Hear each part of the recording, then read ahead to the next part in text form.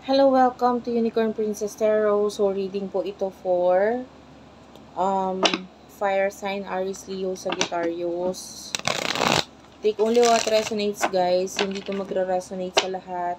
Kasi hindi ito personal reading. Kung gusto mo, pwede ka magpa-personal reading. Kung tarot reader, search mo na lang siya sa Facebook. Ayan, meron din tayong TikTok, Unicorn Princess Tarot. Check mo na lang yan sa ating TikTok app, Ayan, meron ako mga available dyan na pwede mong i-avail sa TikTok shop. Ayan, so start na natin. This is for the sign of Earth sign, Taurus, Virgo, Capricorn. Ay, sorry. Ano na tayo? Fire sign na pala. Fire sign, Aries, Leo, Sagittarius. Ayan, papasensya mo na yung setup ko. Wala pa akong maayos sa setup ngayon. Actually, magre-reading lang ako. Bago pa lang kasi akong lumipat dito sa aking pagre-readingan. Wala nga akong dala pong stand. But anyway, we're the Five of Cups. So, nakikita na, Four of Swords. So, nakikita natin yung lungkot na nararamdaman mo ngayon. You're not happy, you're not okay.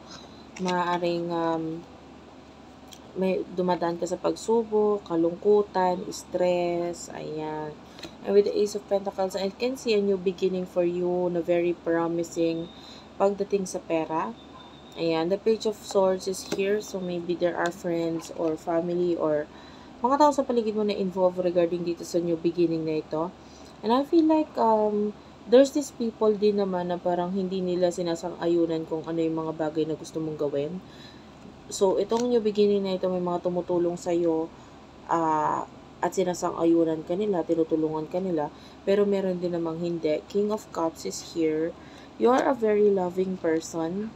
Nakikita natin maraming natutuwa sa pagsulpot na mo or pagdating mo sa buhay nila, or I don't know, maybe you are the one na nagiging leader dito and a lot of people is being happy or you're bringing them happiness dahil doon sa mga bagay na ginagawa mo, no? And I can see that they are pushing you or they are helping you para mas magawa mo ng mas maayos yung trabaho mo. Like parang sila yung nagiging cheerer mo, kumbaga they are cheering you na sige ituloy mo yan, etc. etc. The Lovers is here, Gemini energy. I feel like some of you could be dealing with two people pagdating sa love. And nakikita natin naman yung person na parang hindi mo maiwasan na makonect dito sa taong ito, ma-connect sa kanya. The other person is showing as the Emperor, parang wala siyang pakialam. Pero itong person ito, wala siyang pakialam. This person is willing to take the risk. Willing na mag-risk itong taong to. Mukha lang siyang walang pakialam sa ngayon with the Emperor. Pero nakikita natin na willing siya mag-take ng risk. The Seven of Swords is here. Sa ngayon, wala ka naman pakialam pagdating sa love kasi honestly, ang focus mo is yung mga bagay na ginagawa mo. You're really busy right here, lalo na pagdating sa usaping career, sa iyong finances. With the Queen of Swords, I feel like may mga gusto kang i-cut off dito with the Queen of Cups.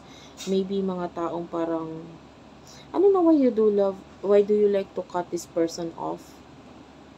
Or yung iba naman, wala kang choice kundi i-cut off, iwasan, layuan itong mga taong ito. This person is nagpapakita na sila yung mahal mo or sila yung importante para sa'yo. Pero parang wala kang choice kundi iwan sila. So, yung iba may kinalaman yun sa career. And that could be your family that we're talking about here.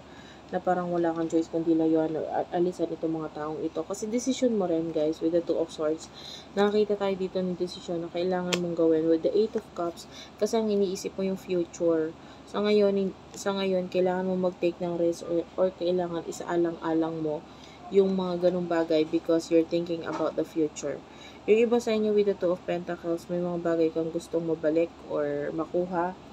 Pero with the Wheel, medyo mahirap na, lalo na malaki na ang pagbabago ang nangyari dito sa mga bagay na ito. So, medyo mahihirapan kang kunin itong, kung ano man ito.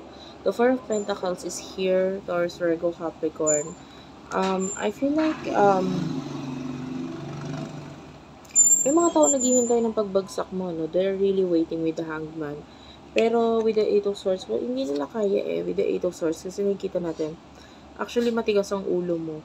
So nakikita natin, hindi ka nila kaya-kayang basta pabagsakin kasi matigas ang ulo mo eh. Magaling ka, kumbaga parang with the Three of Swords, hindi ka papayag na masaktan or makuha or mawala itong kung ano man itong the Tower is here. So, there's an ending na possible na mangyari for you. Pero, I feel like itong ending na to with the Six of Wands, maraming mga tao ang tutulong sa'yo para simulan kung ano man yung mga dapat mong simulan. So, kung may ending, meron ka rin naman new beginnings. And nakikita natin na suportado ka ng ibang tao, kaya huwag kang masyadong mangamba. The Eight of Pentacles is here. Some of you, yung pagkakitaan mo has something to do with being more creative. So, kailangan mo maging creative para mas lalo kang kumita. The Six of Cups is here. Cancer, Scorpio, Pisces energy. Yung iba may pag-move out, paglipat ng lugar, paglipat ng tahanan, paglipat ng trabaho. But with the Four of Cups, nakita tayo ng celebration. So, whatever this place, palilipatan mo, definitely mas maganda yung magiging kalalabasan nito with the Sun. We do have here the Sun. This is a positive energy. Pagdating sa love, the Two of Cups is your relationship is, nakikita natin na mas lalo tumitibay, mas lalong gumaganda. If you're single, there's a person here na parang gusto ng relationship for you and nagpapakita siya as a friend. If you're no longer single, I feel like gusto ng person na ito ng deeper level of commitment. Okay? If you're already in a relationship, gusto niya ng kasal, gusto niya ng pagsasama. Kung ikaw naman ay already kasal na, nakita natin yung pagtitibay ng relasyon dyan.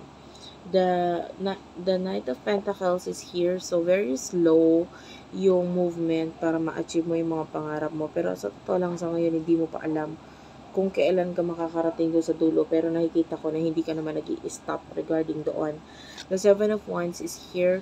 I can see an offer of partnership, an offer of some kind of offer, no, na pareho kayong makikinabang dito. The Hermit is here, Virgo energy. When it comes to your home, when it comes to your house, the Magician is here. So, medyo magiging magulo, I don't know, but I feel like you need to clean this space, kailangan ayusin, linisin, kasi you will discover some kind of thing na pwedeng importante sa'yo in the past. And the Six of Pentacles, I feel like kung ano yung mga dapat mo itapon mo na para mas makapag-create ka ng something new with the Page of Pentacles. Ayan, magiging mas maganda yung mga bagay na makikreate mo. And I feel like with the Devil, Capricorn energy, this is a very manipulative person.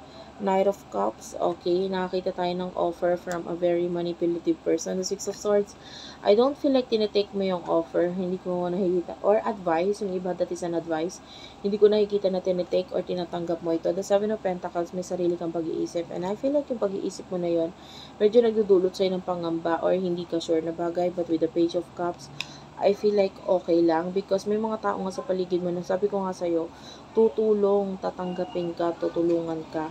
Pero mayroon din naman mga taong hindi suportado ka. So, huwag mong intindihin itong mga taong ito with the Five of Pentacles kasi makakapagpabago lang naman ang sitwasyon mo ay ang sarili mo. You do have your the Moon, so you have to notice or you have to focus on mga signs na ibinibigay sa'yo. The Star is here kasi yung mga signs na yun ang makakapagtulong sa'yo kung saan ka kung paano mo marireach yung goals mo, paano mo makukuha yung mga goals mo, may mga sign na ipapakita sa'yo. The Justice card is here, Ten of Swords. I feel like this is not good if you're facing some kind of legal matter kasi nakakita tayo ng pagkatalo doon. So, refrain from, paglaban regarding sa mga legal na matter na yun. The Death card is here. You have to accept you have some kind of acceptance. Kailangan mo tanggapin yung mga bagay na nawala na and you focus on this new beginning with the Ace of Wands. So that's it for now, guys. Thank you for watching. Sana nakarelate kayo, nakaresonate kayo. Please do like and subscribe to our channel. Unicorn Princess Tarot, Madam P TV, Virgo Philippines, Tapit Hapon TV, Water Sign Philippines, Madam P Vlogs, Libra Philippines. I love you all, guys. Thank you for watching and bye-bye.